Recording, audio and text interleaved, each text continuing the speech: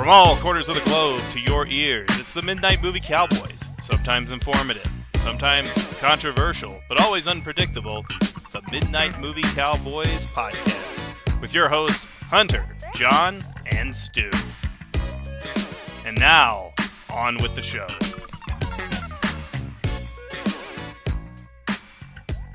Hello everybody, welcome to the Midnight Movie Cowboys. For this week, you're hearing my voice or seeing my face, my very sick and bloated red face. So that means that there is one of us missing, and no points for guessing who it is in about 30 seconds time. Because over in Denver, Colorado, we are joined by the ultra mark himself, John Grace. Who you a mark for back in your younger years? When I was a kid, I am so old that I marked out for Superstar. Tony Atlas. Oh, and like in '79 in Georgia, the Freebirds in Georgia when they did 8 pile drivers in a row on Ted DiBiase and sent it to and that was the first time I saw a stretcher job. I thought it was all real, and I was like, "Oh no!" Yeah, crazy. Anyway, Hunter is missing, as you can tell, because I've not introduced him. But we do have. He's on camera. He's finally come out of the wilderness. Face reveal. Face reveal. And official face reveal. This is a lot of negotiations between ourselves and Brett and his manager, Eric, to finally get him to come on camera. Wolfie T, how are you, my friend? Hello. All right. Been here before, but only in voice, only a couple of times in the past, but first time on the camera. So anyway, after many false starts, we are going to talk about the self-destruction of the Ultimate Warrior, the hit piece DVD put out by the WWE. Do any of you guys find it hard to say WWE still after all these years? I struggle. I say WWF. Always.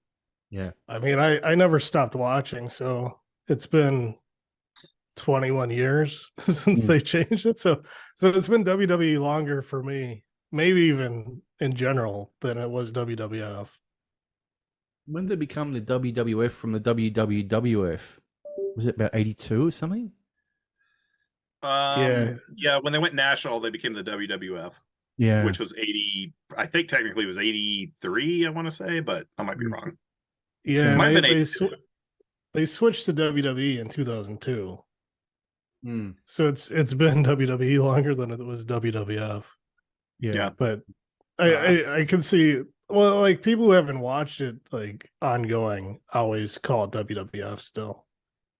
And it's like, I guess I get it, but like it's been 21 years. It's just been like 2 whole generations of fans have come through and gone. Yeah.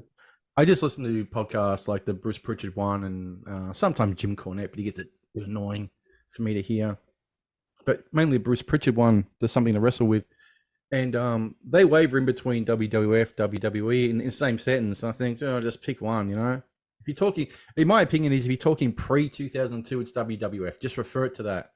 Anytime after they got the F out, it's WWE. So if you're talking about the aggression era, it's WWE. If you're talking about the the Federation years from the 80s, it's WWF. I think for the guys who worked for the company after the switch, like they had a real hard ban on calling it the WWF for a long time. Yeah. And so, well, I think Vince put out a memo. It had to become sports entertainment, not wrestling. But it's wrestling. He did that to stop getting sanctioned by the state commission. So he had to stop. Yeah. So he could stop paying the state commissions to test his wrestlers and shit like that. So. He also avoided paying a tax. There was some sort of athletic commission tax that he avoided by deferring that. In a lot of states, maybe not every state, but they were going around the country, so they made things convenient. Yeah, but the joke now on all the or about all the wrestlers with their podcasts is they always say WWF at the time. Yes, and yeah, and it's become a cliche. It's like we know what it was at the time. Just call it that. I guess they're doing it for new listeners who are going, "What are you talking about? WWE, WWF? Which one is it?" So I'm guessing for the new listeners that they're picking up. Anyway, we got a lot more wrestling to talk that we can finally get into. Brett and I did this back when we did the Repo Man for about 20 minutes, and we thought we would have just because Eric's just going to go screaming, just shut up. So finally get to talk all wrestling all the time on this one. Thank goodness. But let's whip out our... Wolfie can get the demon out. Repo Man might come up later because I've been watching WWF Superstars from 1992, and he's all over that, strangling people with his tow rope. Who was he? Who was he? I didn't even watch it that year. So it was Barry Darso. Okay, Demolition Crusher Smash. Khrushchev. Yep. Yeah, I think he was Crusher Khrushchev in Mid-South or something like that. It seems to be where I know the name. It's crazy when I watch, which I'll show in a minute, all the WWF DVDs, EWD DVDs, and you go, wow, that guy was in Atlanta, Georgia wrestling. Wow, what was it? What was it called? NWA? Was that? Okay. In the 70s, it was Georgia Championship Wrestling. That was kind of what it was called. And later, around 84, after Vince bought him out and turned it into the WWF on WTBS, and then Jim Crockett bought that slot from Vince and brought in the NWA, and they called it World Championship Wrestling. That's kind of where the WCW acronym came from. I found myself, as I was watching these DVDs, going, you know what, I really wish Vince hadn't bought up in all the territories. Some, yes, but not all of them. It would have been great to still have, you know, and for instance, the WCW, yes, he bought it out in 2001, was it? I think it was. Yeah, he got it for nothing. He got it. There was a funny story about that where apparently he sued Turner for something and won $2 million, hung onto the check, and when he bought WCW, he bought it for $2 million. So basically, Ted Turner paid for his own company to be sold to Vince McMahon. Right. And Turner didn't even own it at that time. I think he'd been ousted by the board. Yeah, it was a total stock, one of those screwy corporate takeovers that and they decided they didn't want wrestling on TNT. They didn't want wrestling on any Turner networks. And that was the end of WCW. WCW back in 97, 98, even 99, that shit was hot. It was giving WWF a run, a serious. Well, they won. They were in the ratings for 19 months. Sorry, they won the Monday Night Wars for a year and 7 weeks. Everybody watched it. Yeah. Even people who hated wrestling most of their lives started watching it. It was weird. Yeah, I mean, it was a great time. I mean, we would obviously get it later. We would get it on Tuesday midday because it was a Monday night thing, but we got both on two separate channels. So I would record both, go to work Tuesday, and it'll just be freaking wrestling. I'd watch, obviously WCW first or WF first, whatever, and then watch. It was just a glorious night. I just thought, I don't want no one near me Tuesday night. Just go. No company. I don't want no girls over, which is shocking for me. Just no one come over. I just want to be left alone and watch my wrestling that night. But anyway, let's get into the junk so we can keep talking wrestling. Guess first, Brett, Wolfie. Sure. I picked up a couple things at Cheapo. I got the Fast and Furious movie collection, 9 movies for $20. Jesus, I'm running through these. I'd seen number 9 in the theater last year. I'd never seen 1 through 8. It's all about family, Brett. It's all about family. That's what I've come to know. I still have to watch number 8 and number 9 again. And then I got a ticket to go see Fast X this weekend. So I figured that was a good deal. 9 movies for $20. And then I also picked up Ernest Scared Stupid for $2 on DVD. And when I posted that in the Discord group, Eric Mulder, my co-host on Watch This Movie, says stay tuned. So probably be doing an episode on that in the future. You guys love your Ernest movies. I mean, you're always talking about your Ernest Scared Stupid and Ernest whatever the hell they are. There's about 6. I haven't seen an Ernest movie since I was like 6 years old. Oh, really? So I'm interested to revisit some of them because I remember we used to watch them a lot. Like they'd be on TV all the time. So, but it's been forever since I watched any of them. Yeah, I think I saw one back in VHS. I rented it out in the 90s. I thought, okay, it's not for me. It's not your demographics, Stu. No, not at all. I was more a private popsicle guy. I think the Israeli comedies from the 70s. Anything else, Brett? Nope. No, that's it. All right, John. Okay. Got a stack of Destroyer paperbacks that I picked up at of all things, a punk rock store over on Colfax. Years ago, a friend of mine texted me and said, "Hey, they got a shelf of Destroyers over here at this Chain Reaction Records place." And at the time, I didn't really need them, and I was just like, "Oh, I'll check it out sometime." But I just, on a lark, I got to a point where I needed some Destroyer paperbacks. So last week, I just said, "Let me see if they still have them on that shelf at that punk rock place." They're right there, $2 a piece. So wow, nice that was a weird thing where you just know a product's not going to move in that store, and you're able to get it years later whenever you feel like it. Doesn't happen too often. Also, what do they go for? They go for about $2 usually, or they got a bit of value to them? They were going for $2 a piece there. I mean, they're in beat up shape because a lot of kids read these in high school and they'd put them in their backpack, and of course they just get roughed up. So they're hard to find in any good condition in the wild. And I used to have a pretty nice set of them when I was a kid, and just got rid of them thinking I was never going to read them again. And I ate those words pretty quickly. I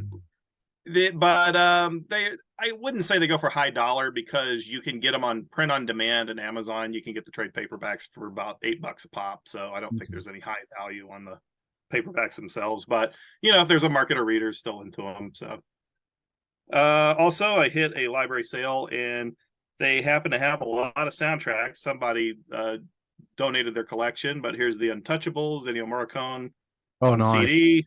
I've only had it on cassette.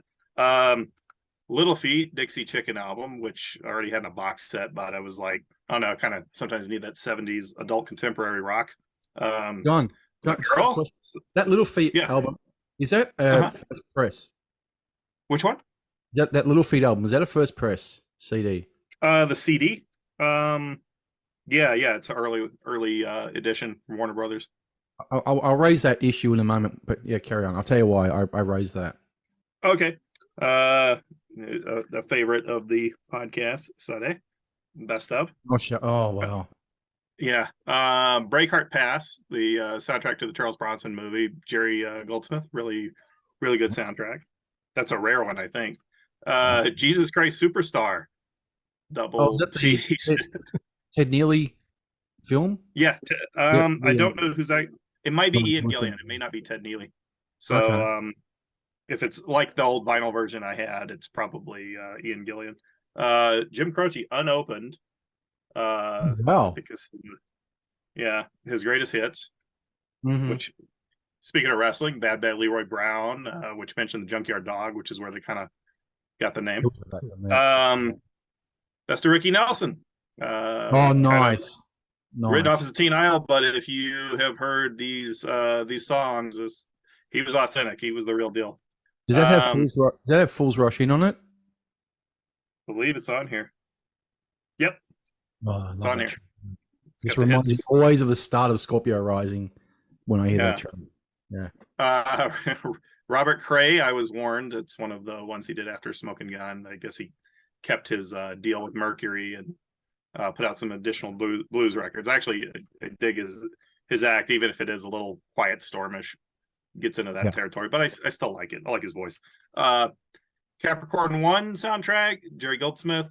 Apparently, whoever donated this collection of CDs was a big Jerry Goldsmith fan because there's a few I didn't grab. I did get Planet of the Apes. I don't have it to show off. Maybe I'll show it off on the next show, but it's upstairs because I've been playing it on the Bose CD player. So, but I got that. It combined the Planet of the Apes soundtrack with the Beneath the Planet of the Apes. Yeah. So it's a pretty good package. It's all you need. It's really cool to listen to. Beneath is only like 3 or 4 tracks, and it's right. There was no point in doing like a single maxi disc or whatever you call those things, EPs. But that's it for me this week. Books and CDs, no movies. Okay. All right. Well, I've got quite a bit, so I'll get through them real quick. I'll get rid of my background. Choose virtual background. Warrior University diploma. Found it. Well, first off, we can start with been catching up on this guy's collection, and his albums are fucking hard to find. But I found this one, Danzig's Black Laden Crown from 2017. His latest, all original studio album. Pretty good. I like it. Circle of Snakes from 2004 and Death Red Sabbath. Oh God, they're hard to find. I had no idea I was gonna be struggling this much, but I am. Anyway, I talk about first press CDs because I picked these up and I had a couple of them remasters. I thought, the remasters are good, but damn, they're too loud. So anyway, Queensryche's The Warning. I never owned that. I've obviously heard it a trillion times. My favorite album of these, Queensryche's Rage for Order. These two are first presses. And when I played this one with the remaster, the sound difference is night and day. This one kills the remaster. It's subtle. It's not overbearing. It's not... Oh, yeah. And it happened as well. Yeah, I bought the Saints' first album. What's it called? What's it called? I'm Stranded? Yeah, Stranded. I had the remaster of that with all the bonus tracks. Found the original press for $1 when I was away with the family. And it kills the remaster. It is not even close. And one I really like, White Snake's 1987 album. I do like this one quite a bit. All right. That's the CDs out the way. I will get to the DVDs in a minute. Let me get my... Okay. Books. Picked these up last night, both of these. And I mentioned about the value of the books you bought. Found this one for $15. Kiss, The Early Years from 74 to 82. Now, that's it there. This has been out of print for 20 years and goes for about $140. So that was that. But not to be outdone, I picked up this one, which now goes for about $300 to $400 because it is long gone. It weighs a ton. The Beatles Anthology, the one that came out with the 10-part TV series from the early 2000s. Wow. $10 for that. In new condition. And another thing. You guys might like this. I found this steel sealed for $15. I Love Lucy, the complete series on DVD. Oh, wow. Nice. That's the one with the one that's shaped like a box of chocolates and all the disc inside of it. Right. Now, getting onto the DVDs, I bought a couple, and shock horror, one of them I bought was The Self-Destruction of the Ultimate Warrior, which is a little tough to find these days. People are starting to ask big bucks for it. I found it on eBay for 10. I thought, well, I'm going to bite the bullet and take it. But I thought, well, when you got one guy who's hated by the WWF, WWE, one is not enough. So I bought this one, which is now really going for a lot of bucks. And Brett, I don't know if you got this one. Chris Benoit, Hard Knocks. No, I don't have that one. Okay. These go for about 50 to 70 because obviously these were pulled in 2007 after the incident that happened. Right. And go for a lot of bucks. Some guy had this one, which is basically brand new, $10. So I bought that one as well. When did that come out? That was 2000 and... So like 04, 05? Yeah, I think it was 04, 05. It was certainly not 07 or afterwards. But yeah, that's that. Last one. This one I need to stand up and actually get up and show. This one is this.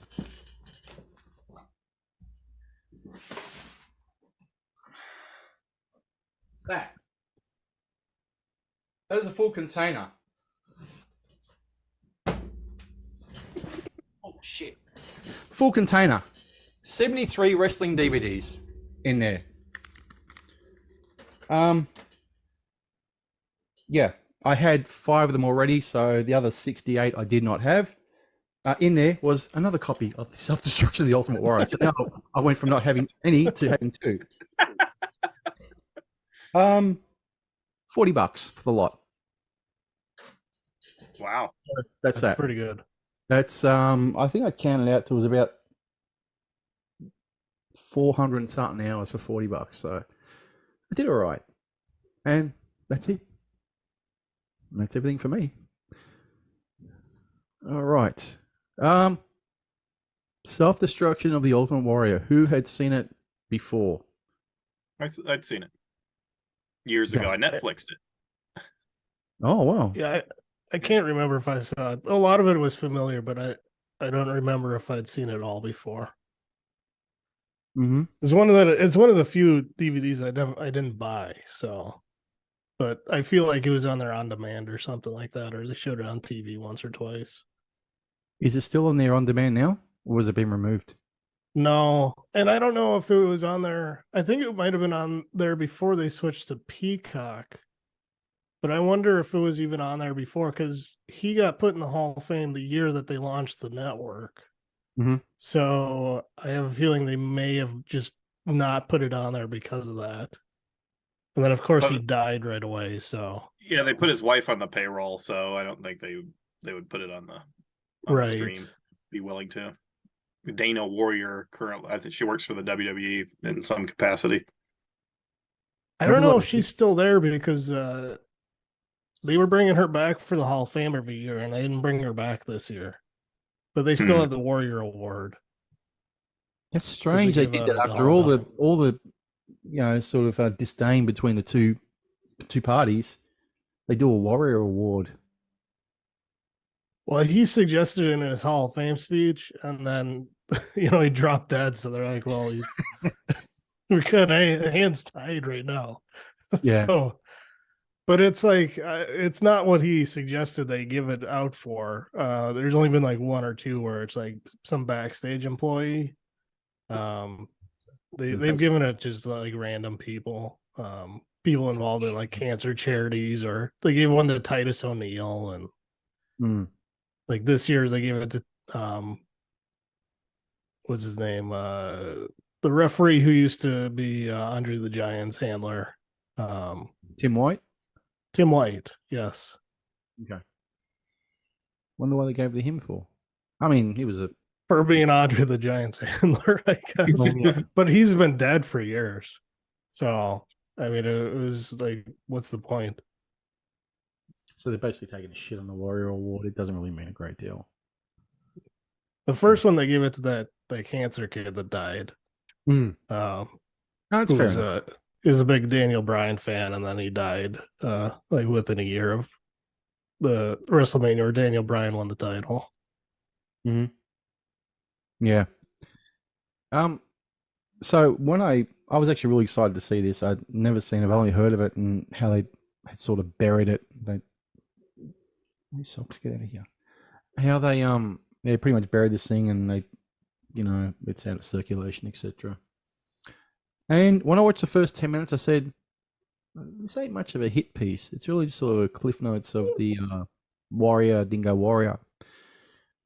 But as time went along, it got pretty scathing. There were certain individuals on there who were way more scathing of Warrior than others. Ted DiBiase does not like him. Bobby Heenan does not like him. Bobby Heenan was probably the most. Yeah, I think Bobby Heenan was like the most vile, or like the one that hated him the most. Well, didn't he do damage to Heenan's neck or something, or his back? Well, that was one of the things he said when he press slammed him at WrestleMania 5 or whatever it was. He just dropped him on his face, and he didn't like that. And then he thought he disrespected Andre the Giant, and had no respect for the rest of the locker room or the boys or anything like that. So I'm gonna be honest. I think Heenan's full of shit. I think because I'll tell you what, I did a little reading up on it, and what happened. Let me get my dog out of here. Go on. And okay, here's how I heard it or was reading is that the young wrestler said when they, like Chris Jericho said this on his podcast apparently, but he said when they went in to do the interviews for that DVD, they were told to be as negative on the Warrior as possible. So Heenan, being a company man, is going to just completely he's just going to blurt out a Right. bunch of alleged real comments that are just slams on everybody. He claimed years ago Hogan dropped him wrong and hurt his neck. I mean, he's always, if he doesn't like somebody, he's always goes, oh, he dropped me wrong. He didn't take care of me in the ring, and and I was the clown or whatever. But like he claims he dropped me on my face. And they show this clip, and Warrior does like the press slam or whatever it is, it drops him. It doesn't look any more awkward than any other time you see it. And then when I watched Backlash last week, the opening girls match, they do the press slam or something and drops her. And she drops the same exact way Heenan dropped. So what is he complaining about? So I think he was just working the interview to claim, this guy is awful. The thing about the Warrior, Jim Helwig,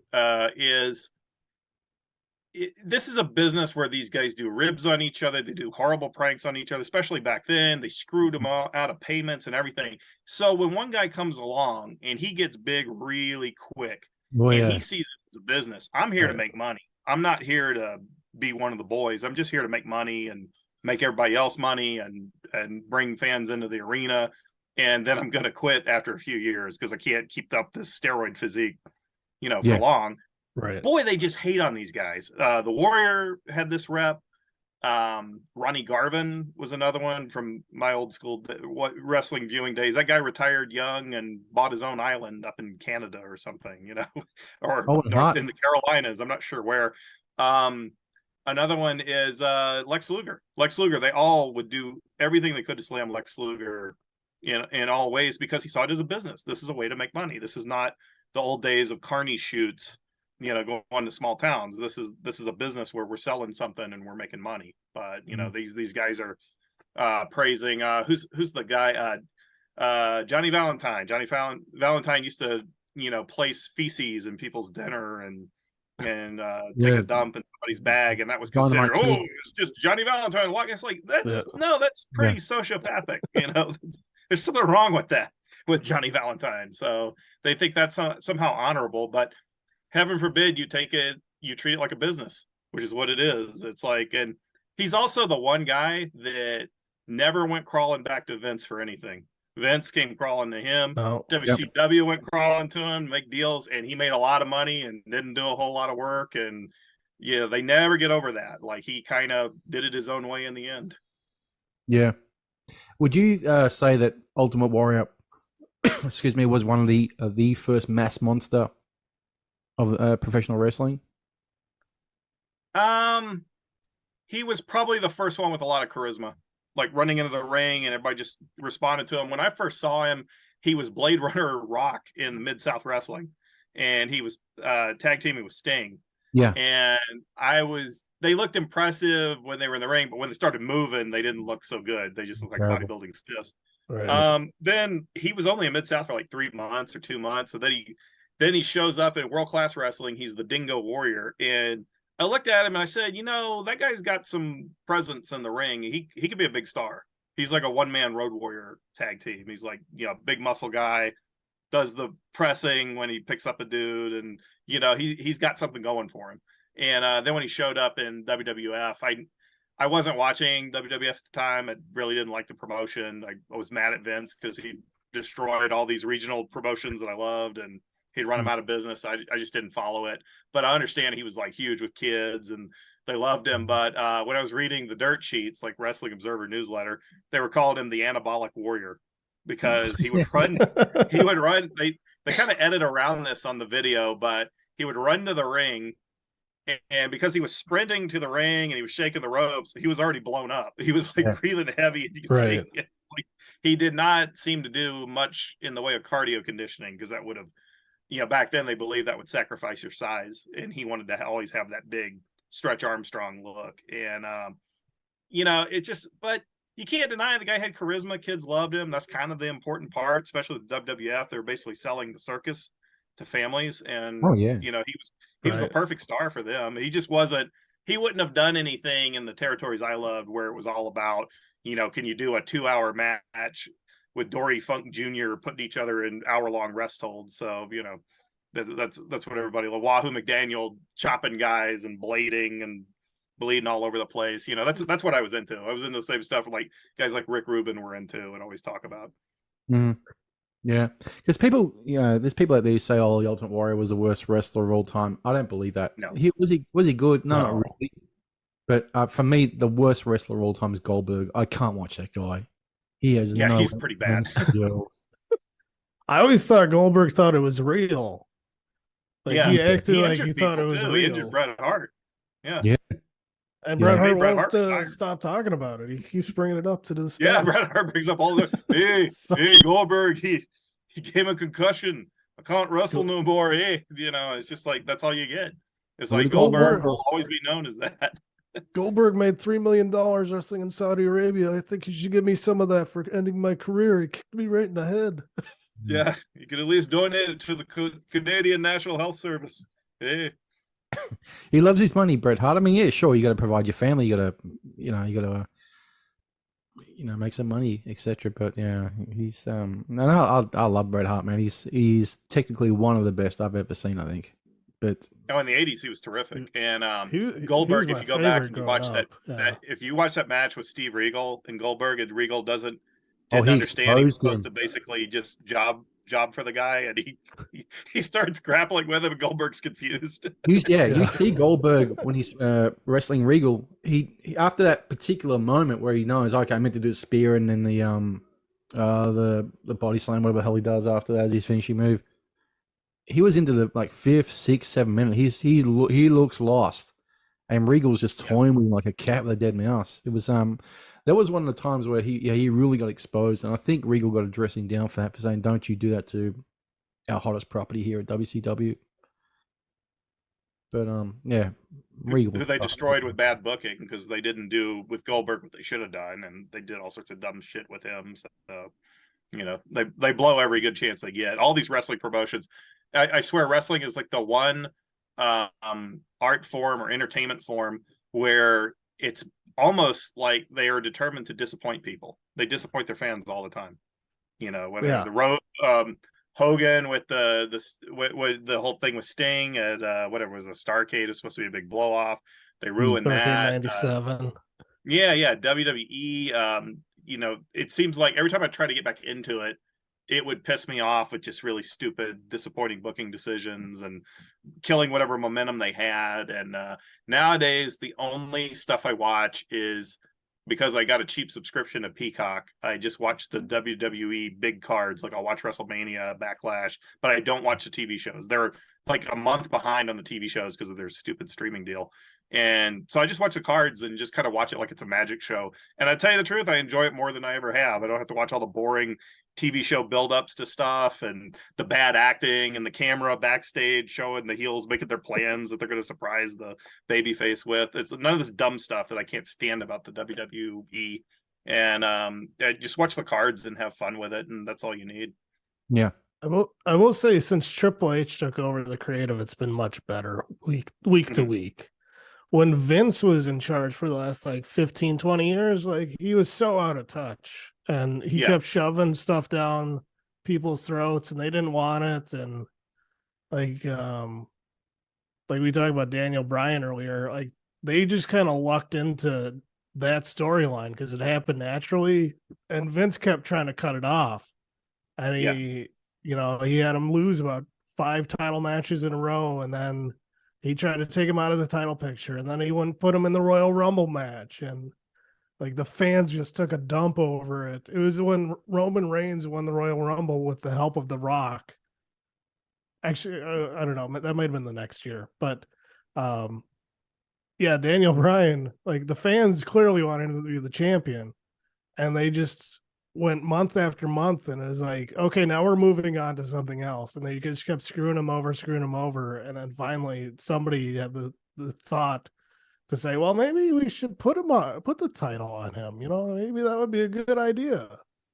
But there was some of the wrestlers I saw around 2008, 2009 who were,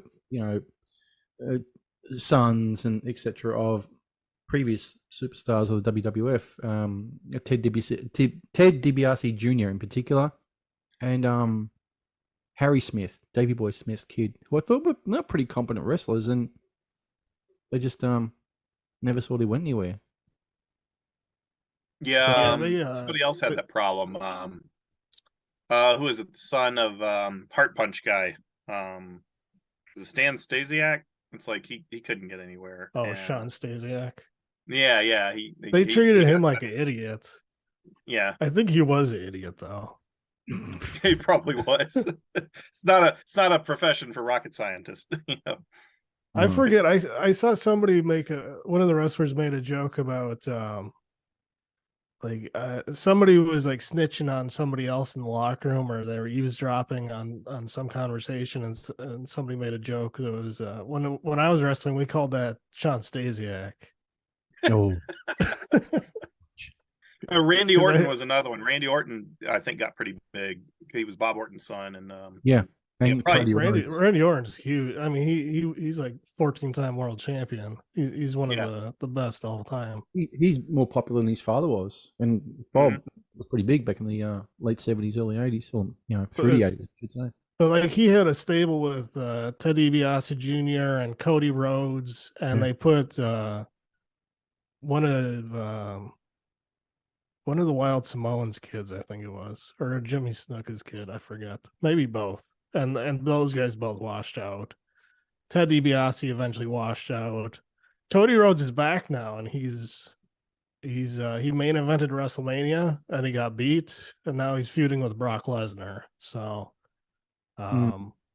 he kind of did the Prodigal Son thing though, or he left, he did the Indies, started AEW, and then he came back, and now like they treat him like a main event guy, but like they won't make him the guy yet. No. Getting back to this self-destruction video that we're talking about, the promos cut by Warrior were they were the worst. I mean, they were I don't even know what he was talking about. I know I was laughing. Believe me, I was on the floor laughing because I thought, what is this guy on about? It's like watching a guy from the front cover of a Manowar album come to life and just spewing out these words that make no sense whatsoever. But I mean, see, to me, I don't know what you guys think, but the guy who cuts the greatest promos, the two would have been Ric Flair or Dusty Rhodes. I think are the two best. Hulk is pretty close as well. What do you guys think? For me, Superstar Billy Graham, Austin Idol, and Dusty would be a very close third. That was Dusty's best thing. He couldn't wrestle that great, especially in the 80s. But his promos, you could play them today, and any wrestler could, if he could recite those promos, they're timeless. I mean, because he was throwing in, according to Billy Graham, they would throw in Bob Dylan lyrics. Like each was in a rush to get the latest Bob Dylan record. And if Billy Graham bought the latest Bob Dylan record, he would set up his record player in his hotel room and put the phone long distance to Dusty, wherever Dusty was, and play the new record for him. Because they were, and he says, if you watch their old interview, you can see they're putting Bob Dylan lyrics. I will shelter you from the storm, and just brilliant stuff. And, but those guys were like my favorite promo people. But Flair is good, but was overexposed in the 80s when I watched him on TV and on WTBS. So that when Crockett was on there, they would bring, people don't understand what it was like to actually watch those shows in real time, because now you can just watch the highlight clips and you don't realize that Dusty Rhodes would come out 3 times during the show and cut a promo. And every wrestler that came out that was a face would have to mention Dusty Rhodes, and the heels would have to mention Dusty Rhodes. And then Flair would come out like 3 or 4 times and do endless promos, because I guess they were just filling time, I think. And it was kind of the same thing over and over again. It really burns you out on the product, just they were overexposed on TV. And it's just growing up with that. Like, watch it in clip form today, it's great. But like Dusty Rhodes' Hard Times promo is probably the best of all time. Mm-hmm. Yeah, he's like with auto workers or losing their jobs, and a man a computer took your job for 35 years shows up and they said a computer took your job, Jack. It's just like, it's great stuff. Or he'd talk about the fact he was fat. He goes, I may not have the body of today's professional athlete. It's just like, but I will get it done in the ring. I mean, those guys, they didn't have writers. They just made up all those promos on their own. They would just write them on the way to the studio and come up with stuff and work on it. And boy, were they so much better than today, where you can just see these guys struggling to remember what the writer wrote for them. You know, they get tongue tied too easily. Yeah, I was too young to see the heyday of Ric Flair and Dusty Rhodes, but obviously been able to see their promos on DVDs and online and stuff. They're definitely great. Hulk Hogan as a young kid, you can't beat Hulk Hogan cutting a promo, you know, when you're 4 or 5 years old. And then later, I always loved Scott Hall when he was in the NWO. He was doing the surveys and stuff. That always got me. I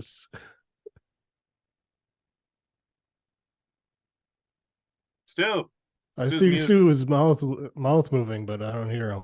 I put myself on mute. I'm sorry.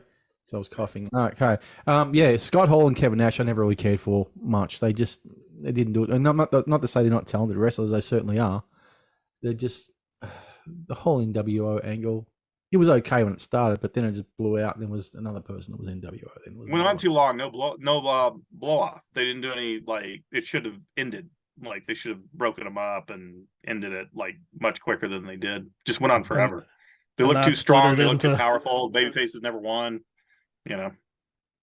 You're saying they shouldn't have split it into two different NWOs? Yeah, that was a little much. And it was just, I think it was like a strategy to sell T-shirts. And that's when their booking just nosedived. I think Kevin Nash was booking the promotion, and he just booked it into the ground, just destroyed it. When you got Virgil, I mean, he had a gimmick where he would come to the ring with a hot cup of coffee, and his whole threat was he was going to splash coffee on somebody. How lazy can you get? It's just yeah, I know. They used to. There's been more feuds started by hot coffee than anything else in the history of pro wrestling. That used to be such a trope back in the late 90s and 2000s. It's just like somebody would turn around and spill coffee on somebody, they'd feud for the next 3 months. Just like a question I posed to myself when I was watching this documentary was: should Warrior have turned heel sometime throughout his career, or was that too much of a threat to the business? He was a heel. He had the opportunity to, because he kept leaving. Yeah. Well, he was fired once during what was it? He got fired twice. He got fired once for demanding a higher payout the night of the show. The SummerSlam. Then he got fired for the steroid test. Yeah. But the first one where he demanded, what was it, $250,000 or $500,000 from Vince? Somebody claimed $500,000. I forget. Yeah. He claims that Vince had screwed him on a payout for a previous big show and was 6 months overdue with it, and that's why he held out. I don't know what's true, but I also heard that when he was supposedly fired for steroid use, what was actually happening was McMahon was going through a steroid trial, that his corporation had distributed steroids to wrestlers. So they got rid of the wrestlers who were obviously roided up, and Warrior was part of that cut. I think Davey Boy Smith was part of it as well. They had to send Lex Luger over to I think lead Vince's failed bodybuilding attempt at a bodybuilding, or the World Bodybuilding Federation. Yeah, I've been watching those 1992 shows, starting right after WrestleMania 8, and there's a ton of promotion for the WBF, and Vince is always talking about the greatest drug-free bodybuilding in the world. And then, like, they had the pay-per-view, and there was some kind of expo, like fitness expo, and he sent all his wrestlers there. And then one of the last episodes I watched, they had the WBF magazine with a feature story on the after effects of anabolic steroid use. And it lasts much longer after you quit using it, Vince says, as he's probably shooting up himself. Yeah. Look at him in the late 90s. He was certainly partaking, that's for sure. What lasted the least? Was it the XFL or the WBF? WBF was quick death. Very quick death, Yeah. I think. Well, no. XFL was one season, but didn't he try to bring it back? And he actually brought it back temporarily, and then it flopped again. Yeah, was it recently? Yeah, he tried to bring it back in 2020, and then COVID kind of killed it. Right, and then The Rock And bought then it, and now The it's Rock seems to bought be more it, and successful this year. I think they just finished their season. Yeah. So, Yeah. but I will say, that like, on the documentary, Jim Ross is full of shit because he wasn't there until 1993. So he's talking about all this stuff with the Warrior in 91 and 92, and like, Yeah. he wasn't even there. I mean, what does he know? He didn't cross Yeah, he knew paths him when he with was Warrior. there on a Rock. That's all he know. Like that 3 months he was there. He didn't cross paths with Warrior in one of the other Not until 96. outfits. Well, I In don't Mid know. South, in Mid South, he did. Okay. Yeah, But like the so- stuff you're Or talking about, UWF, with the whatever they call it. WWF, he wasn't there for Hmm. until 96. You know, they were both there in 96. Although that might have been the 3 months that JR was fired. So he might really? not have been there then either. But Yeah. they're talking about that Papa Shango feud. And it's like, you're telling me that Vince McMahon and Bruce Pritchard didn't come up with Papa Shango? You know, one of them watched Live and Let Die. Of course. And says we need a witch doctor who came in before WrestleMania, before the Warrior came back, and after WrestleMania, Hulk was gone. Sid Justice just disappeared after about 2 weeks. So like, that's 2 of the 4 guys in your main event, and all you got left is Ultimate Warrior and Papa Shango, and Papa Shango can't wrestle. Ultimate Warrior, I mean, he's okay, but not really. He can't And carry Papa Shango. And they don't do like meaningful TV matches at that point. It was all squash matches with jobbers. So it was like JR saying, yo, you had to do all these storylines because Ultimate Warrior couldn't cut it bell to bell. Like, well, the whole show is guys calling each other out for 6 months and never wrestling each other. Yeah. And when they do, it's only for 3 or 4 minutes in Warrior's case. Or in particular, that abomination that I refuse to acknowledge the loss of the Intercontinental title by the Honky Tonk Man to Warrior. That's I won't watch that. I will just fast forward it. I can't watch it. It's too distressing. We got to remember on the basically they were actually having all those matches on the house shows, because back then the house shows were big business. That was what all the money came from. True. So all those guys would wrestle each other on the house shows, but you never saw them wrestle on TV.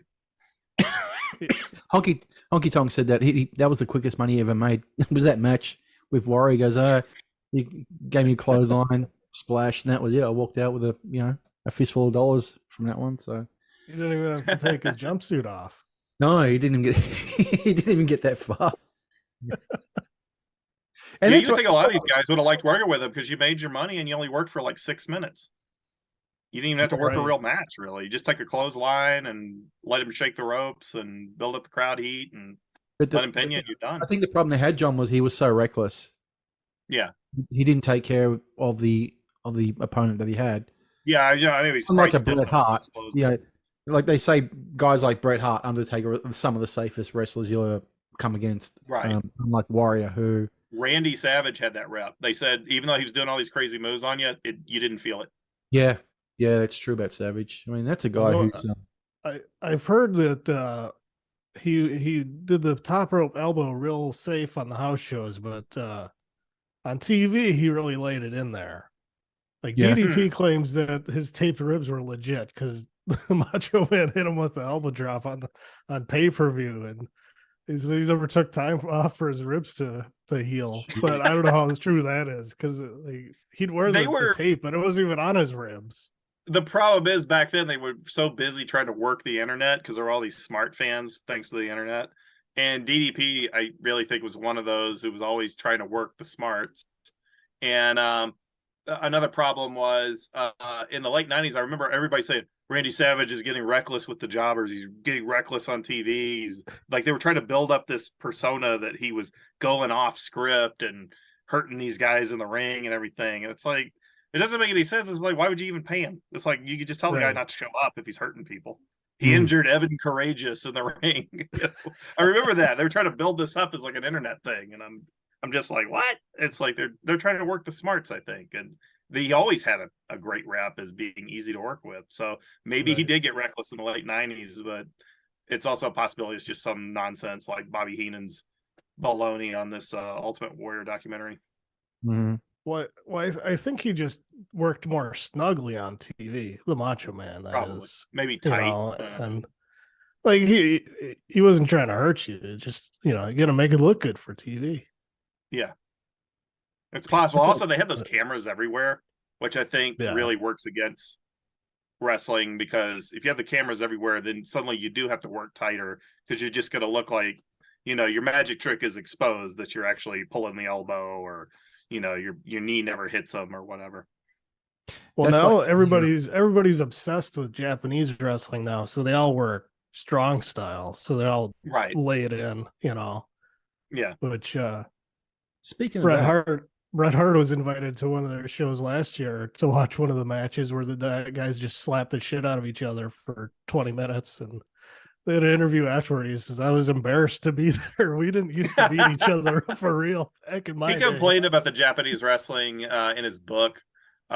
He said, like in the 80s, he said they worked way too stiff. Like they would potato you and hit you for real. And you could barely make it to the next show because you get hit so bad. But I watched Bret wrestle the original Tiger Mask, Satoru Sayama, and they were kind of just working rest holds and stuff. It didn't, but really fast and good. And then I think Tiger Mask was hitting him with some kicks, but he wasn't making contact. So I think he was taking care of him in the ring. I don't know if some of these other guys like Ricky Choshu took care of Bret in the ring. Yeah. Bret basically says that he wouldn't let people do that to him. He said, even Ric Flair, he says, I wouldn't let Ric Flair chop me to death when we wrestled. Man. I'd let him get like 10, 15 minutes in, and I'd say, okay, Rick, you get one chop. Just get it out of your system. I was going to say, I have never heard chops ever like anybody like this from Ric Flair. That is insane. I just sit there and go, oh, God, this got to hurt. Wahoo McDaniel. Go look up some old Wahoo McDaniel matches. Really? It hurts to watch. It's like, because he's usually do it to a jobber and just torturing the jobber. Yeah, look up on the network on Peacock. It was on NXT maybe 2 or 3 years ago. Walter versus Ilya Dragunov. Mm-hmm. Yeah, I've never seen chops like that before. Yeah, Ric Flair's ones. I thought, oh man. But the funny thing is, Flair gave somebody advice. Who I can't remember who it was. Might have been Brad Armstrong. I can't remember. But the guy said that Ronnie Garvin was chopping him too hard in the ring and it was hurting. And Flair said, next time he does it, punch him right in the face and he'll quit. And he said, and that's exactly what happened. He goes, yeah.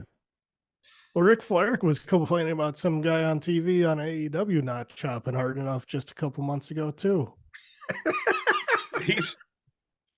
He just wants torture. That's all Flair wants. He's in for the pain.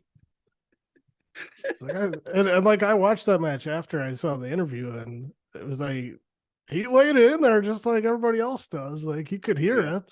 Like, I don't know what he's talking about. Flair was probably 10 bottles of beer before he watched it. And, I'm sure. Thinking about his old days, him and Wahoo chopping each other, or Ronnie Garvin. You guys, because they used to chop the hell out of each other. Supposedly there was a match between Flair and Garvin where they were chopping each other so hard, all the boys in the locker room thought it was a shoot, like it was a real fight. And then they go to the back locker room, and Flair goes, and that's how you put on a wrestling match. Flair just thrived on the pain, I think.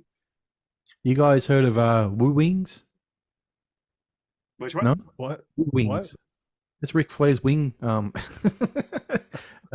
Buffalo wings, chicken wings. Oh no, I didn't know he had done that. He's got about 5 of them scattered all over the US somewhere. But yeah, Woo Wings. But I haven't heard of it yet. But I'll have to look it up.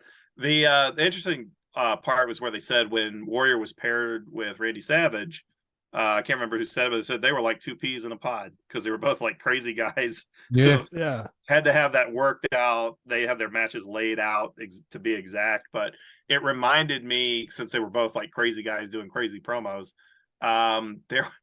there was this clip I saw on an old Memphis wrestling show from like 1982 where they had teamed Randy Savage and Jimmy Valiant.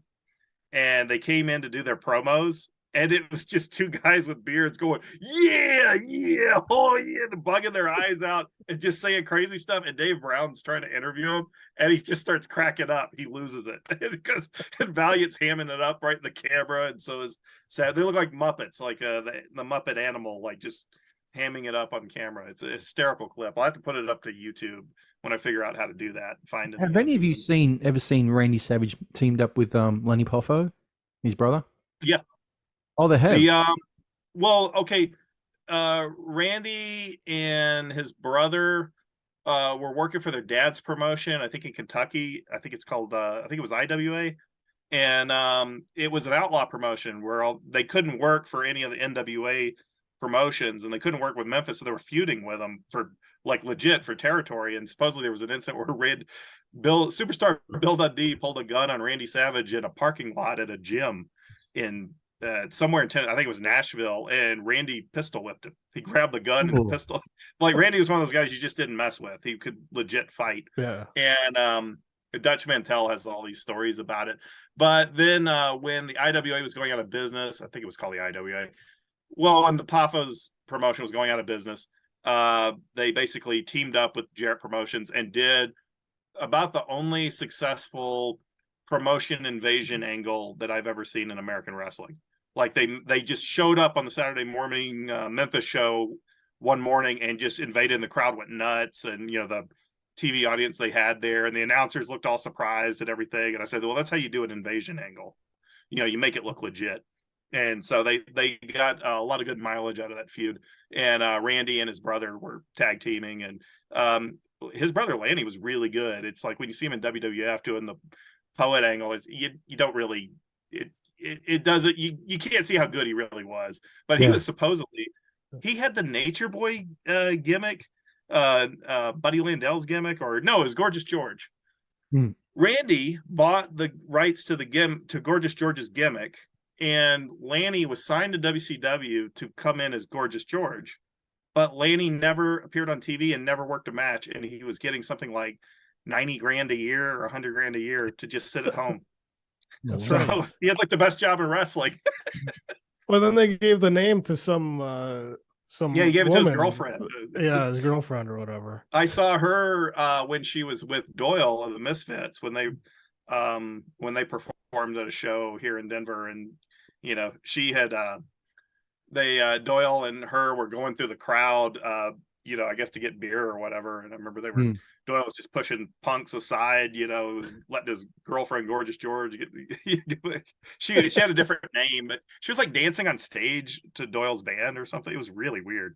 Yeah, there was there was a band called Gorgeous Frankenstein. That was Doyle. Yeah, that's what it was. It was Doyle, I think, and she would dance on stage while Doyle sang and performed. He ditched her when she puffed out. He was like, Doyle's gone. Yeah, she was puffed out when I saw them. Yeah, so I was like, well, this isn't going to last much longer because he's still ripped like he was like 20 years before. Yeah, back in the early 80s. Yeah. But anything else about this documentary? It's pretty straightforward. It's only 95 minutes long. It's just, I thought some of the points they made were kind of dumb. Like they made fun of him for changing his name and trying to get the rights to his character. Like, why would you want the rights to your character? I mean, Vince created it. I mean, why would you want that? It's just, everybody knows you as that character. You know what I mean? Yeah. And then Jerry Lawler made fun of him for wearing a baseball cap on TV. Like, that was odd. I grant petty. That was strange. Yeah. They were all being company ass kissers because Vince didn't create that character. The guy who wrote his music didn't create that character. Jim Helwig created that character when he was in World Class Wrestling as the Dingo Warriors. The same stuff, everything he did, the face paint, all that stuff. It's like they didn't want to give him any credit for his own creation, and so he changed his name legally, and he basically beat Vince in court every time. I think, as far as I know, it's like he always got him. Do we know the Genesis? Even at the end of the documentary, they said the name was a copyright of Warrior Enterprise. Yeah, he still got paid for that stupid hatchet job. He got a check for that because it's like they had to eat lithium no matter what. Do we know why this was even made? This documentary. I was trying to remember because I was too. I don't remember why they did it. Because it's copyright 2005. I don't remember exactly when it came out. The first thing I thought was maybe it was after Eddie Guerrero's death, and he was going around talking shit about WWE and their steroids. But he didn't die until November, so they must have filmed it before that. Yeah. And there were a lot of people doing that at that time, so I can't imagine that would necessarily be the only reason. Yeah, because Hellwig was out on the speaking circuit. I've seen a couple of his lectures, or speaking engagements, I should say, on YouTube. And I mean, someone who's a conservative, it's pretty strong what he's saying. Gay people are going to rot in hell, and it's so. I don't know if it was a response to that, but I don't think they were done till much later, around the 2010s. He was doing those. I don't know if it was around 2005. Actually, no, I think it might have been, because I think Jim Ross said something about, I'd like to listen to one of his speaking engagements. I can finally understand what he's saying. Yeah. So I don't know if they've done this to distance himself from what Warrior has been saying. And I don't know. He must have been talking shit about Vince. He must have been calling him out for something. Yeah. But that's a strange thing. Vince just keeps forgiving this guy. And not to say not to, but there's only so many guys out there that he gives for instance, Jeff Jarrett. When Jarrett wanted $200,000 to lose to China for the Intercontinental title, he basically did the same thing that Helwig did, or Warrior did. Yeah. By exact same thing. Yeah, exact same thing. And once the match was over, he was gone, fired. And when Vince bought WCW, he went on TV the night that he bought WCW and said, Jeff Jarrett's gone. And, Jeff Jarrett's contract had elapsed before the pay-per-view. They let his contract expire before the pay-per-view. Oh, really? He was supposed to drop the belt. That's why he did it. But I think a lot of it is Triple H. After he became part of the office, he's kind of brokered a lot of the reunions. Like, he got Bruno Sammartino to come back. He got Ultimate Warrior to come back. I think part of it too is they put him in the game. I think the video game makers were trying to they were the first ones to reach out to him and try to get him in the game, and then that kind of eased things as well before he got in the Hall of Fame. But I think Triple H kind of buried the hatchet with a lot of these guys, or got Vince to at least, and got them together. And once they got together, it was just like, what are we fighting about at this point? Well, Triple H was pretty scathing in the one interview on this of Warrior. I remember hearing the story about that match where supposedly Triple H had written out this big elaborate match, and he was working with the agent or whatever, and then he went in the Ultimate Warrior's locker room and tried to go over with him, and the Warrior says, "What's your finisher?" "All right, I'm going to no sell that, and I'm going to hit you with a couple clotheslines, and we'll finish it from there." And that was it. It's like, Triple H was less than a year in the company at that point, and he was pretty green, so he really had So, even with the revolving door of Warrior coming in and out, he still didn't have any pull over Warrior at that time. No. I will say when Hogan and Bischoff were talking about the WCW promo, I think they played the wrong clip. Okay. On the DVD, because I watched that promo today, and so on the DVD, Hogan says, "Oh, he said the thing that you never say." And I was looking at that clip going, of him saying done? "You've never beaten me." Well, they built up the whole comeback by Hogan saying, "There's nobody I haven't beaten. There's nobody I can't beat." It was the whole setup was the Warrior is the one guy that Hogan can't beat. Yeah. And he's never beaten him before. But later in the promo, Warrior starts saying, "Beating you, Hogan, would be meaningless. Everybody's done it before." And I think that's the clip that they meant to play in the DVD. Because that's the one that kills the program, is what he says. It would be meaningless to beat you because, what's the point? I've already beaten you before. Yeah. It's in one so way. I think that's what Hogan was talking about.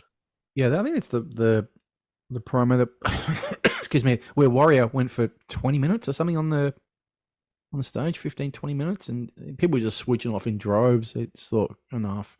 But that falls on Bischoff. It wasn't any worse than any of his other stuff. And the fans in the crowd seemed to like it. You know? But that falls on Bischoff to have cut that short. He could have just got Hogan to spear him and just cut the thing short, but they just kept standing there. Well, the whole deal was Hogan was afraid of Warrior, and he tried to get him to join the NWO, and you wanted nothing to do with them. It was the angle.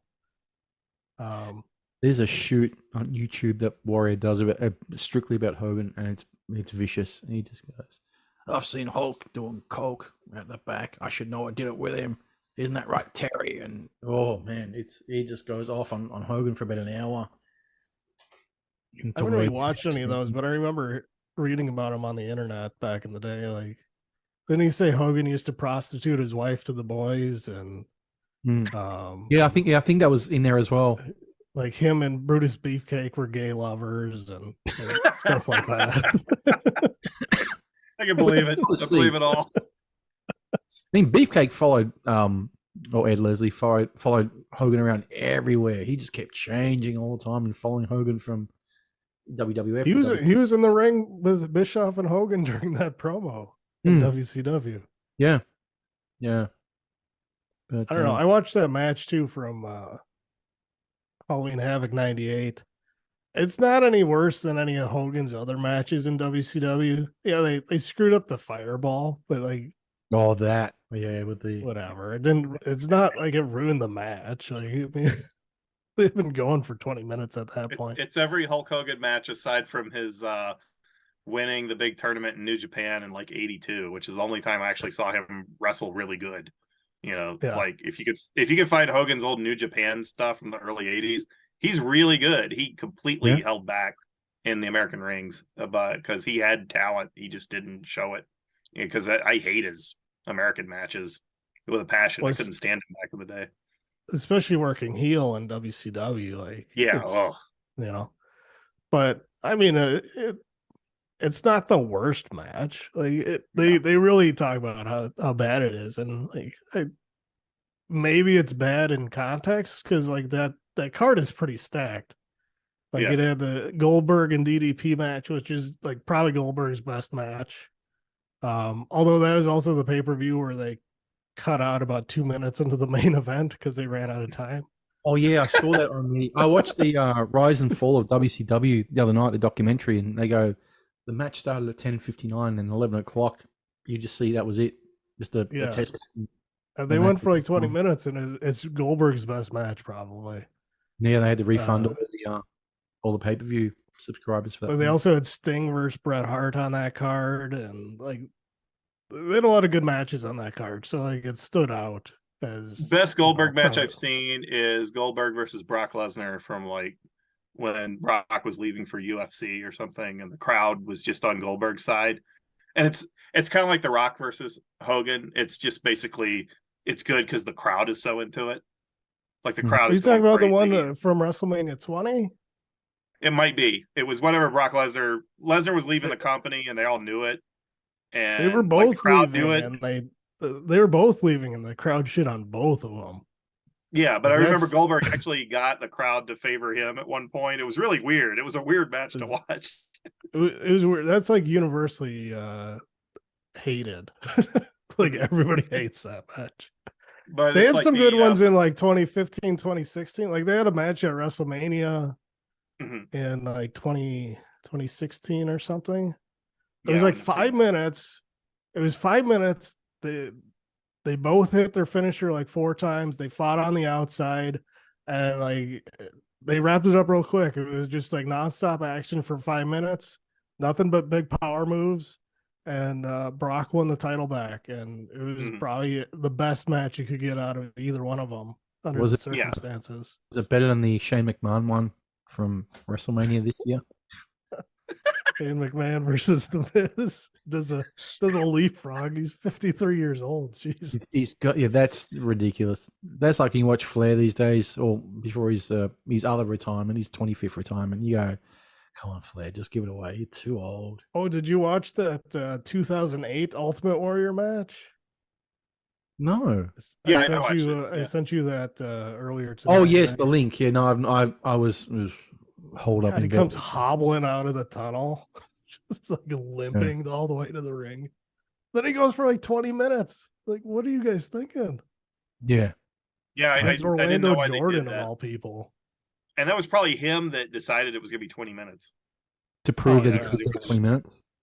He wanted to perform in front of his family because his daughters had never seen him wrestle. But the weird thing was his physique was so bizarre because it's like he had no triceps. Like his triceps had disappeared. But you were just so wowed by the rest of it, you didn't care about triceps unless you were one of those guys who go, hey, he's lacking tries, he's lacking, quads or whatever. But yeah, unless you didn't know the bodybuilding breakdown structure of a body, you're not going to give a shit. Yeah, and they didn't the video, they didn't seem to mic the crowd because you couldn't hear the crowd at all. It just seems like it's this match with no heat. Yeah. And it's kind of a strange viewing experience. I think it was in Spain. It was in a Spanish promotion. Yeah, which is even weirder. Like, why would he come out of retirement in 2008 to wrestle Orlando Jordan in Spain? Like, Orlando Jordan, his biggest claim to fame was he was JBL's lackey in 2004 when JBL was the world champion or the WWE champion on SmackDown. And, he got a big paycheck to fly to Spain and wrestle. That's all it was. I'm sure. Talk about guys who you wouldn't want to face in the ring. JBL was one. That clothesline from hell. Oh God, I don't care. When you see a thing running at you, you just think, oh no, it's all over. They used to put him in the ring with guys that they wanted to punish. Yeah, like there was one guy that got caught on TV at a TNA taping, and they made him wrestle JBL on Raw the next week. Oof. Yeah, but and then JBL got knocked out by Joey. Was it Joey Styles who punched him out? That's the rumor. Yes. Yeah, actually several people confirmed it back when it happened. Like they said, he punched him right out, and they asked Taz about it. Said Taz says Joey goes to the gym like every day. He's a monster in the gym. So it's like... yeah, but we should talk about Warrior and his last days because we're sort of needing to wrap this thing up. So Warrior died in 2014, right? Yeah. Yeah. Sounds about right, yeah. So inducted into the Hall of Fame the night before WrestleMania or the night of, is it?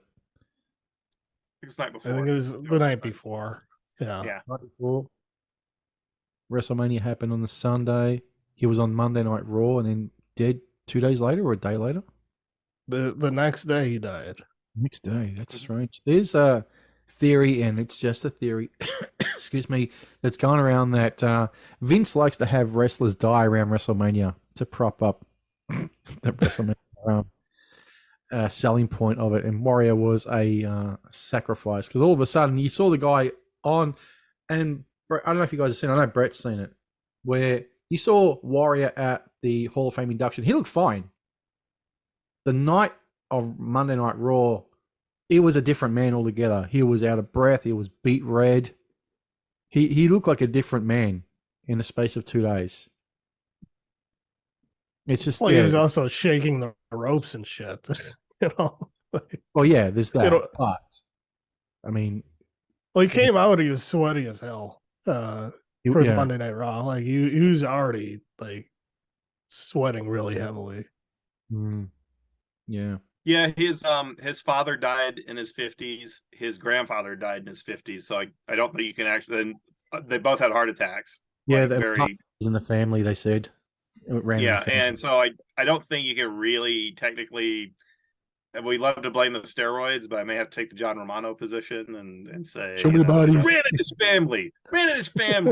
It's like he had heart disease. This is steroids. Warrior, he always says I used steroids. I never abused steroids. There is a truth to that. You can cycle them and do them safely. Supposedly that's what the bodybuilders claim. The ones who've aged well, like Franco Columbo went he stepped on a rainbow at 78 or something while he was diving off the coast. It's like he's one of those guys that's probably cycled it out. he's done fine. I had also read that they believe that when he was in the Arizona climate and he goes to New Orleans for WrestleMania, and you're going from high altitude to sea level, and it may have been too much for his cardio system really? or whatever. Didn't know that. Anything's possible.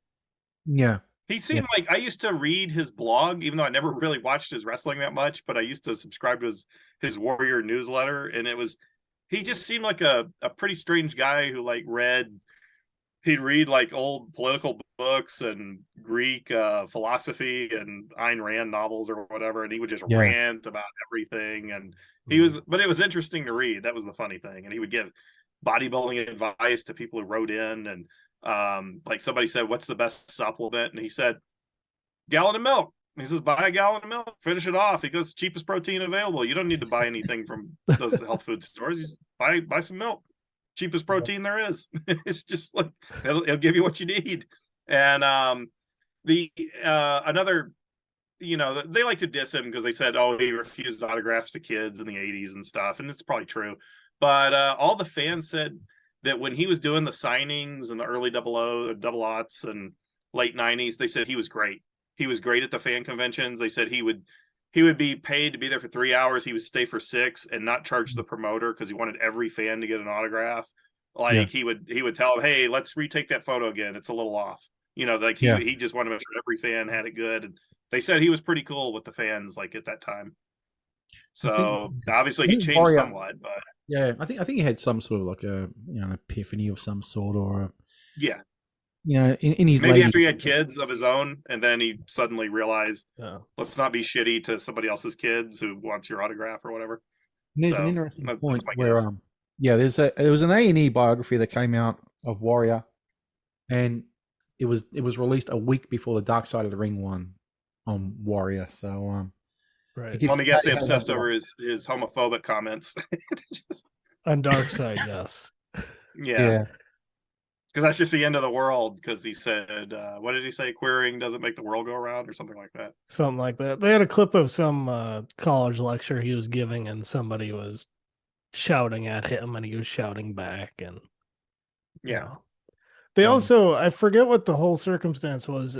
On the Dark Side, they mentioned there was somebody that Ultimate Warrior like insulted or pissed off, and Vince made him shoot a apology video for him. Yes. And I can't remember the whole circumstance. It was a TV station manager, and Warrior wouldn't grant the request to talk to his kid or something like that. Yeah. And the guy managed like an important station in the WWE syndication network, and so Vince had Jim shoot an apology. He was apparently very pissed off about that. Not very fountainhead of him, I guess. But he's an interesting guy, Warrior. He's just he's gone now, so we won't get to hear any more from him. Thank God, because of the cancel culture will come after him, and Oh, they hated him. They come after him anyways. Yeah. But he's an interesting guy. He's just he's a footnote in the WWF from the late 80s. An interesting fact was that there was a 3-disc DVD set that was in the box, one of the ones I got here, and it features 12 or I think 15, main stars of the WWF from the 80s. Warrior's not there. But other people are, such as, and this is not to knock them as talent, Paul Orndorff is in there. Right. I dig Orndorff. I mean, he was freaking cool, but he wasn't selling tickets like Warrior was. No. Right. So just it made me think: was Warrior? I assume Warrior was left out on purpose. He was just completely. He was. Yeah. Totally. Because I'm going through the chapters on the thing. Where's Warrior? He's not there. We got Bobby Heenan. I mean, I like Bobby Heenan. He's not my favorite manager. That's Jimmy Hart. But Heenan was a manager. That's all he was. Yeah. Famous one, of course. But he was just a manager. So he did clown matches. He did like the comedy matches that were mid card. Okay, he loses to Nick Bockwinkel. He's got to wear the weasel suit. That sort of thing. He did with Warrior as well. So that was true. Thing in the documentary. He ruined the weasel match for me. And he had the weasel suit. Wow, but could you kiss corporate ass even more as he claimed he ruined the weasel suit? just at so He much probably it had took away 20 his of lower those in his jaw. closet. Yeah. Well, and another thing is, like, I felt like they could have dug out some of the real crazy interviews I've heard about. Maybe they don't have them anymore, but supposedly there's an interview where he says, "I ingest the chemicals no mortal man dares to take," or something like that. Pretty much admitting to his roid use. You feel like Warrior was just taking the piss all the time. He was really just there for the money. It is a business. It's a business. You know, what's wrong with that? Yeah. He's being real. Honestly, look at it. It's a business that Vince treats that way, but he won't let the talent treat it that way as well. Yes. Somebody like Warrior does that. He finds it insulting or counterproductive to what his vision is, but he's not doing anything different that Vince is doing. He wasn't. Yeah, Warrior didn't toe the company line, right? But he made Vince a lot of friggin' money. Let's be honest. He made him a lot of money. He out-Vinced Vince, basically. Yeah, that's why we keep bringing him back. He threw out the 90s. Yeah, well, Vince probably had he basically got cucked by him, so he wanted to try to, this time I'll screw the Warrior or whatever. I'll screw him over, and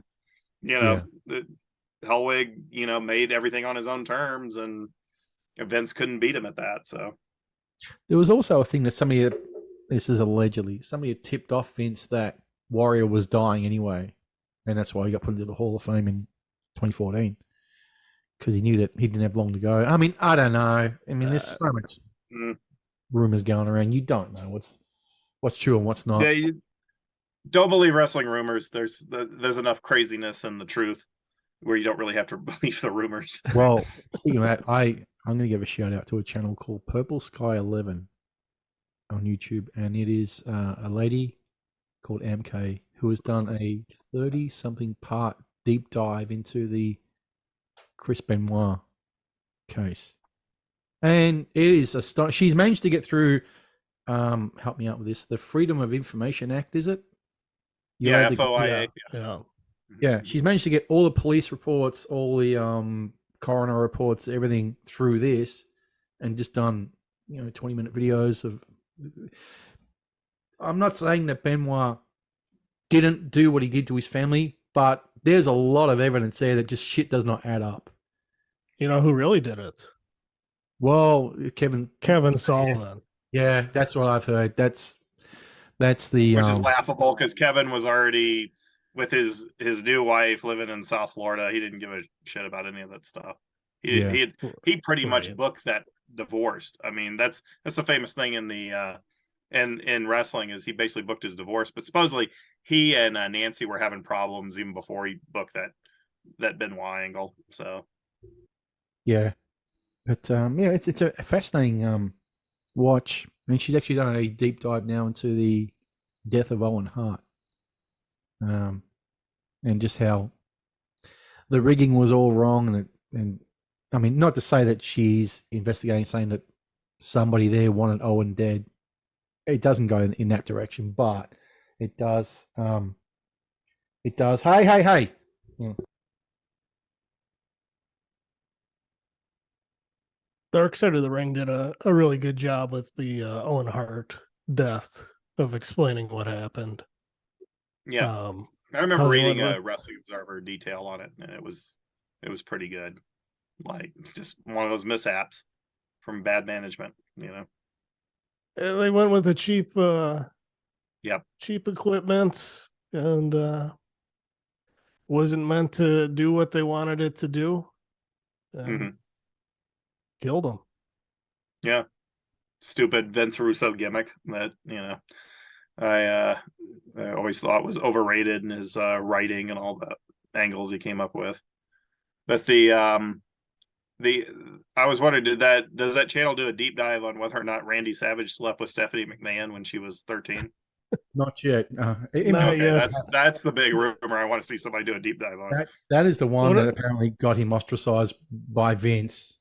And there is a thing. Sorry, Brett. There's a thing where they ask Lanny that question, and he goes, "Well, what have you heard?" And he goes, and people say, "Well, it happened." And he goes, "Well," he basically gave the answer away. Macho Man did it. Yeah. Well, Lanny always did that thing where he would be asked about it. He would ask a question back. Well, hey, do you believe it? He would give that type of answer every time. Well, Lanny Poffo, they wanted to get the Macho Man in the Hall of Fame for a long time, and Lanny Poffo said, "Well, Randy says if you put him in, you got to put me and Dad in too." And I think they eventually gave in on that, or at least put his dad in there with him. Yeah. But Lanny basically weaseled his way into the WWE Hall of Fame off the, off the alleged word of his dead brother. Hey, like Randy doesn't want to go in without the family. Yeah. Put Dad and me in with him. And we just lost him not long ago as well. Yep. True. Yeah.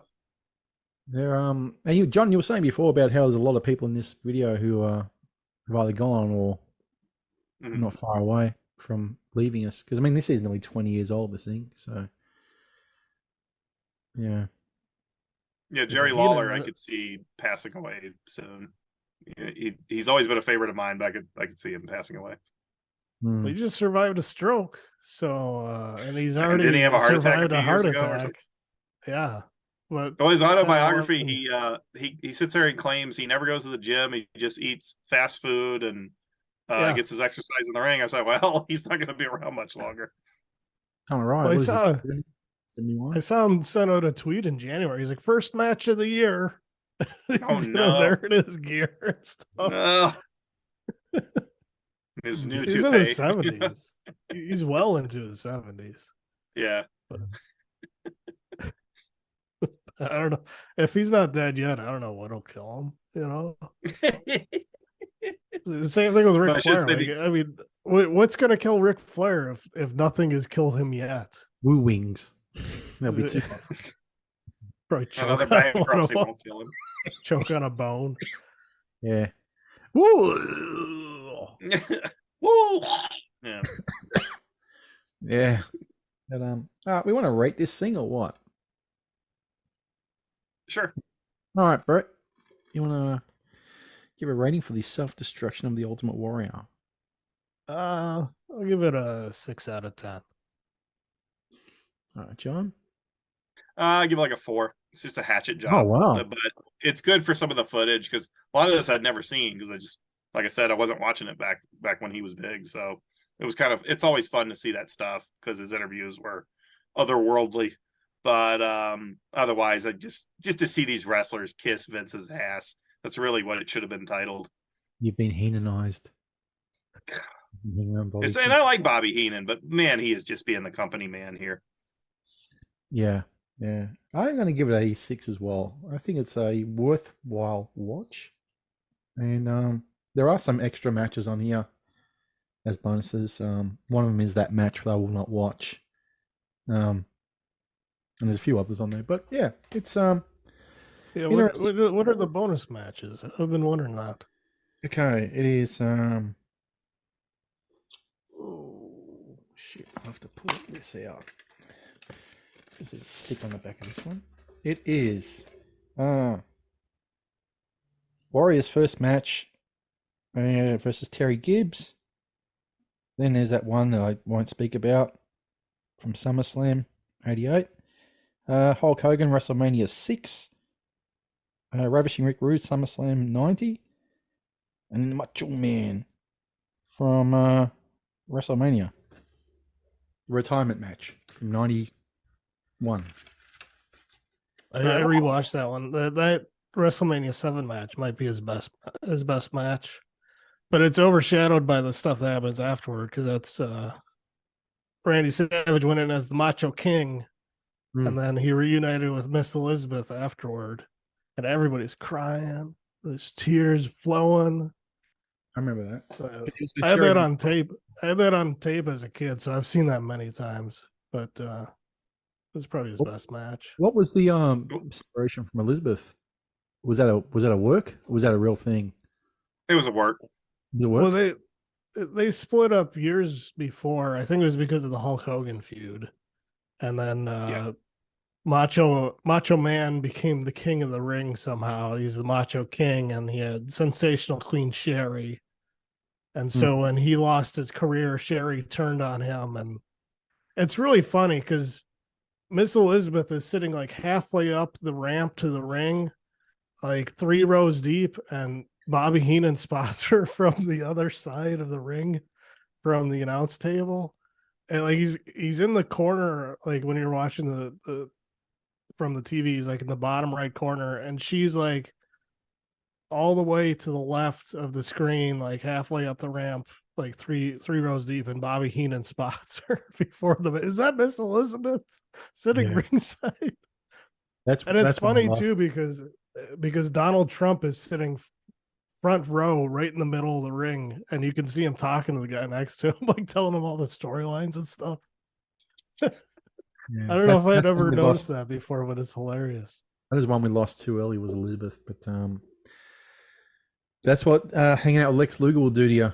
He'll eventually kill you. And you could see in WCW around 97, she'd put on a little bit of weight, a little bit puffy, which was from all the pills that she was doing, which, There is by the way, there is a better Ultimate Warrior DVD collection or Blu-ray set available after they made Nice with the Warrior, and it's probably a better collection to seek out than getting this documentary. Yeah, I assume I didn't get this one because all those matches are on like every other set that I have. Yeah, I mean it's nothing you haven't seen, I'm sure. WrestleMania, SummerSlam. It's like I'm trying to go through a Ricky Steamboat set, and it's like all these matches I've seen on Flair set, and the best of Mid Atlantic stuff. It's all these matches I've seen before, and WrestleMania. That was the problem back in the day. Is like, how many DVDs can I have the Shawn Michaels Razor Ramon WrestleMania ladder match on? Right. Do I need that on 4 DVDs? Do you need Ric Flair versus Ricky Steamboat at the Superdome? How many times do you need that? I forgot to mention there was one more I didn't add to my whip out your junk because John just reminded me. Yes, that's it. 3 disc, still sealed, brand new. I have not opened it yet, and there is one more which I do want to get. They go fairly cheap. They're only like a tenner each, so I would want to get those Warrior ones. Don't know if it's got a documentary, if it's just matches. I don't know. But yeah. Peacock has a couple of Warrior Coliseum home video compilations on there as well. Yeah. I'll probably watch those for fun. From like 88, 89, and like 90 through 92 or whatever. The only thing I don't like about these DVDs is the blurring of the WWF logo. But they did that for 5 years, but it was only the Attitude Era one. Yes, because all the old Federation ones, they're not blurred. When you get to the Attitude ones, there's a blur here. Someone's wearing a T-shirt of it in the audience. They got to blur that. They got to blur it on the turnbuckle. I thought, my God, enough. Yeah. It's just too much of a distraction. It depends on how old the DVD is. Some of them they just blur the shit out of everything, and some of them they do it a little more like subtle. And sometimes they miss stuff. Sometimes they censor the word WWF. Sometimes they miss it. Sometimes they replace the F with an E. It's I've really heard that. kind of all over the place. I've heard when someone says WWF in the initial broadcast, and someone goes E. But they don't have to do that anymore. The network, they don't blur the stuff anymore unless they miss it, like when they did the scrub or whatever. Mm-hmm. But it was like a 10-year deal with the World Wildlife Fund where like they couldn't have anything with WWF in it or the Attitude Era logo. Do you think if those fucking idiots in the Worldwide Fund didn't come after them, they would have still been known as WWF? Yeah. I'm surprised Vince gave in. I'm surprised he didn't fight it harder. That's strange. Yeah, that is strange that he just said, "Oh, we'll just change," because you've got to now rebrand everything, and there had to be something else in there in the lawsuit where he just thought it's not economically viable for me to try and challenge this. Well, he wanted to be a movie producer, and a lot of his productions are out there in streaming land. But so WWE, he could say it's worldwide entertainment. and Yeah. get into movie productions. He always wanted to be a movie producer. He actually tried to buy, I think the Republic Library or whatever, or Artisan Entertainment. He tried to buy one of those companies at one point. Yeah, I think that's part of it. He wanted to have entertainment as part of the name. And then obviously they could do merchandise with the new logos. They did the whole Get the F Out campaign. That was clever. Yeah. I thought it was very clever when they did that. But, all right, mate. Well, we'll call it a day on this one. Ultimate Warrior. Finally got it done. We finally got some wrestling talk done. And finally got Mr. Wolfie T on. Thank you, mate. So after the many false starts that you people not know about, and the we're going today. Oh, we're going this time. Hang on, we starting this time. Start. Yeah, that's the peek behind the curtain. See, it's done. Not fun. It's done, but it's not fun at times, isn't it, John? No. Hence why people just slag off and go, "We do anything this week?" No response. No, and you're bad. Actually, you're the worst proponent, John. It'll say, "John's seen it." Oh, Johnny, gonna say something? Nothing. And Hunter will play a day later. I don't know. What do you want to do? I think, oh, fuck. Listen, get up, be proactive, you two, will you? Enough. But anyway, thank you, Brett, for coming on. Listen, plug, mate. Go ahead. Plug your shit. Yeah, WTM watch this movie. Eric, my co-host on there, he just moved us to Podbean as our main host for WTM watch this movie. I think we're going to phase out our website. So it's WTMWatchThisMovie.com, but I don't know how long he's going to keep that up until the subscription expires, I suppose. Mm-hmm. I'm on Twitter and Letterboxd at PositivelyWolf1. Eric runs the show account on Twitter at WatchThis_movie. So give us a follow, give us a listen, subscribe anywhere you have podcasts. And shame on you for giving John Wick 4 a last resort. It's like, I listen, I go, you got to be, I had to play it back again. You got to be kidding me. Are you serious? It's a last resort. It's better than the last two. I liked it better than the last two, but it's still not that good. It's glorious. All right. We know we've been away for a little while. There's this episode that you're listening or watching to now. I am recording with the Nez in a few days, where it is he and I discussing the career of Britain's first sex star, Mary Millington, which should be interesting. So I'm doing a bit of a deep dive into that, about this tragic life, this woman who had it all and threw it all away. So there's that. John and I and Hunter will try and think of something, or we'll record maybe later in the week. I don't know. Depends how we go. And Mulder as well. He and I will be doing the season 2 of the Mirrorball movie Cowboy. So there's stuff coming through the system. We just had a few weeks off. We're going to do something a week or two ago, and we thought, I need a break. And yeah, that's it. So stick around for the Nez for his piece now, and I will say, see you later. Yeah, peace out. Bye. And now, it's time for Rue Britannia with your foreign correspondent, the Nez.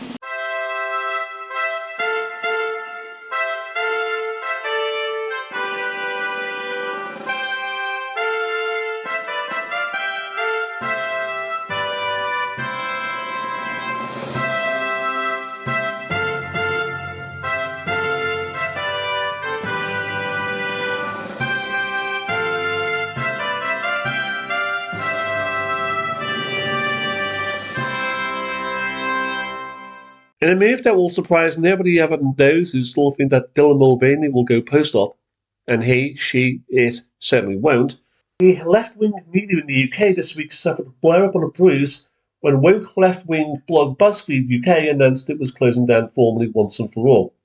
Although some would argue it actually closed down years ago anyway, but still. Staffers took the bad news in good stead, threatening violence, blocking roads, pitchforks and torches after the castle doors, and tango slapping. In short, the Twitter equivalent of murder on the dance floor, and as usual, nobody really giving a damn one way or the other. Nobody cared. All of this, however, is somewhat symptomatic of an overall decline in the domestic media, never mind the domestic left-wing media. Up until its closure, BuzzFeed was forever reminding the media that it was continually awash with financial funding and backing, which frankly now it turns out not to be the case at all. All of which also bodes well for other left-wing media organisations, such as the now in-retreat BBC, rival left-wing political blog Politics Joe, and the face of woke humour itself, the Marxist blog Novara Media. Personally, if anything, I just don't think BuzzFeed UK has actually gone out of business enough, but I'll take the win anyway. Trebles all round. Midnight in the Garden of Good and Evil, and as the nation prepares for the woke fest that constitutes Charles III's coronation in 2 weeks' time, not to be confused with black American actor James Bond III, after all he is kind of black, public feeling is now swinging as a fever pitch all the way across the country, with left-wing terrorists pledging to effectively commit acts of civil disobedience on the day. Gypsies have effectively promised to stop housing horses in tower blocks in commemoration with the day itself. McDonald's have stated that they'll be allowing more homeless people to sleep in store for the period. Muslims will effectively be celebrating the coronation by promising not to rape and kill anybody, but you know what they're like. The RF Red Arrows will be calling themselves the Black Arrows for 1 week only to mark the special day. And the legal immigrants will be marking the special occasion by effectively burning down 5-star hotels where the government has effectively deposited them as a result of their invasion of Britain. Charles III. And you thought that your family was fucked up. Sport. And Deputy Prime Minister Dominic Raab finally resigned this week after having been found guilty by an independent investigation of allegations of bullying civil servants in Whitehall. You know the drill by now. Unidentified, unelected civil servants in Whitehall accusing Raab of effectively asking civil servants to do their jobs for which they're paid for. Civil servants taking offence, whilst effectively leaking off the record to the London media about just how bad Raab actually is. Or in this case, actually really wasn't. The evidence and accusations put forward were somewhat flimsy. Elected government minister resigns. Civil servants continue to sabotage government policy via obstruction, which really begs the question as regarding democracy, what exactly is the point of democracy? If unidentified, unidentifiable, unelected civil servants in Whitehall continues to obstruct and sabotage government policy, then really effectively voting is a complete and utter waste of time altogether. Not least when frankly they now appear to have the power to effectively sack government ministers whom are democratically elected. But then again, frankly, watching both Labour and the Tories effectively screw the country up is effectively the equivalent of watching two rats fighting over a cake. Further notes in passing, plans for the Tories who call a general election for October next year took a bit of a punch when inflation figures this week released on Tuesday showed only a slight decrease in inflation, a fall down to 10.1% when Sunak was effectively hoping for a decrease down to single figures, gradually effectively moves the general election date next year to Christmas. Meanwhile, ahead of council elections on May the 4th, one Tory councillor, after re-election, has effectively been suspended by his party after having been privately been caught being recorded saying that white people should effectively really be allowed to own black slaves. Though one really can't actually possibly comment, it's noteworthy that the price of Whoopi Goldberg has actually dropped down to a discounted reduction of $5, whereas Rachel Dolezal and Meghan Markle are seriously considering making offers to buy themselves. And Saturday marked the passing of comedy legend Barry Humphries. There is a light that, for once, has indeed gone out. PAX.